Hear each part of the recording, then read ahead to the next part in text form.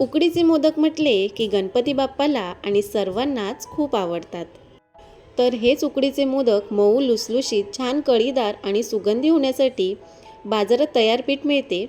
पण आपण हेच पीठ सोप्या पद्धतीने घरीच तयार करणार आहोत. त्यासाठी कोणता तांदूळ वापरायचा, किती प्रमाणात वापरायचा, हे सगळं मी डिटेलमध्ये सांगितलं आहे. त्यामुळे व्हिडिओ अजिबात स्किप न करता शेवटपर्यंत नक्की बघा. म्हणजे तुमचेही मोदक छान मऊ लुसलुशीत आणि कळीदार होतील.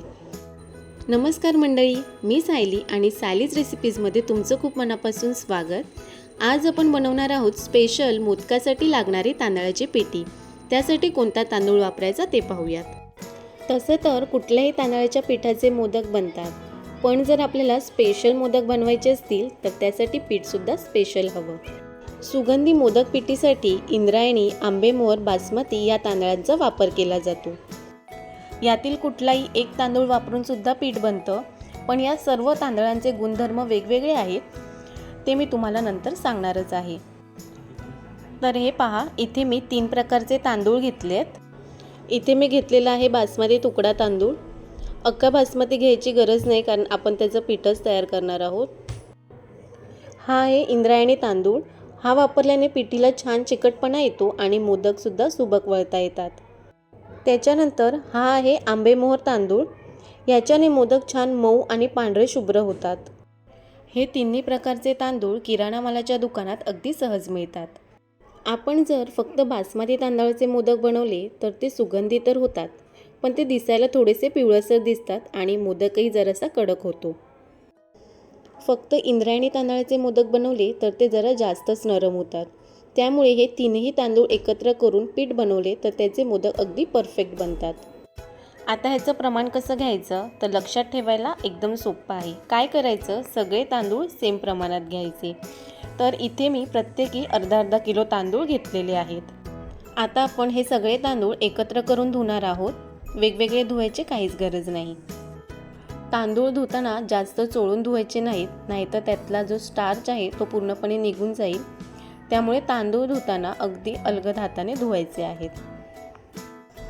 तांदूळ आपल्याला 2 पाण्याने स्वच्छ धुवून घ्यायचे आहेत आणि त्यानंतर ते चाळणीवरती काढून नितळायला ठेवायचे आहेत. तुम्ही पाहू शकता तांदूळ धुवून झालेत. आता आपण हे चाळणीवर काढून घेऊ. तांदूळ घेताना जमल्यास नवीन तांदूळ घ्यायचे आहे. जुन्या तांदळात जास्त चिकटपणा नसतो. तरी पण आपल्याला जर माहीत नसेल तांदूळ जुना आहे की नवीन, त्यासाठी काय करायचं ते मी पुढे सांगणारच आहे. साधारण अर्धा तास चाळणीत तांदूळ व्यवस्थित नितळल्यानंतर एखाद्या स्वच्छ कॉटनच्या कपड्यावर हे तांदूळ पसरून घ्यायचे आहेत. तांदूळ सुकवताना ते घरातच फॅनखाली सुकवायचे आहेत, उन्हात अजिबात सुकवायचे नाहीत. तांदूळ सुकायला 2 दिवस लागले तरी चालतील, पण ते सावलीतच सुकवायचे. तांदूळ थोडे जास्त पसरवून घातले की ते एका दिवसात सुद्धा सुकतात.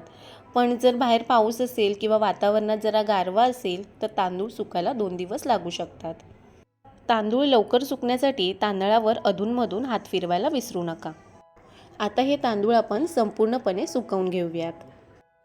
हे बघा, 2 दिवसानंतर आपले तांदूळ घरातच फॅनखाली पूर्णपणे सुकलेले आहेत.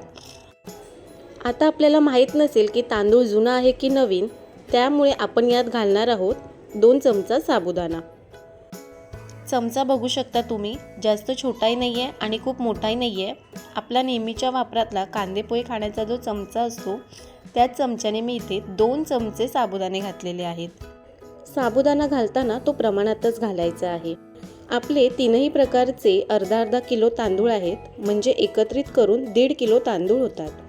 म्हणजे 1.5 किलो तांदळासाठी कांदेपोहे खाण्याचा 2 चमचे साबुदाणा पुरेसा आहे. कारण ह्यापेक्षा जास्त साबुदाणा घातला तर पीठ खूप जास्त चिकट होईल आणि मोदक थंड झाल्यानंतर चिवटसर होऊ शकतात. आता आपण याचं पीठ तयार करून घेऊ. पीठ तयार करून आणलेलं आहे. आता हे पीठ छान बारीक चाळणीतून आधी चाळून घ्यायचे आणि त्यानंतरच डब्यात भरून ठेवायचे. असं केल्याने आपल्या पिठात पाखरं होत नाहीत आणि शिवाय हे पीठ महिनाभरासाठी अजिबात खराब होत नाही. मोदकाचे स्पेशल पीठ बनवून तयार आहे. आणि हो, या पिठापासून मोदकसुद्धा बनवणार आहे. तर चॅनलला सबस्क्राईब करून ठेवा आणि ही व्हिडिओ कशी वाटली ते कमेंट करून नक्की सांगा.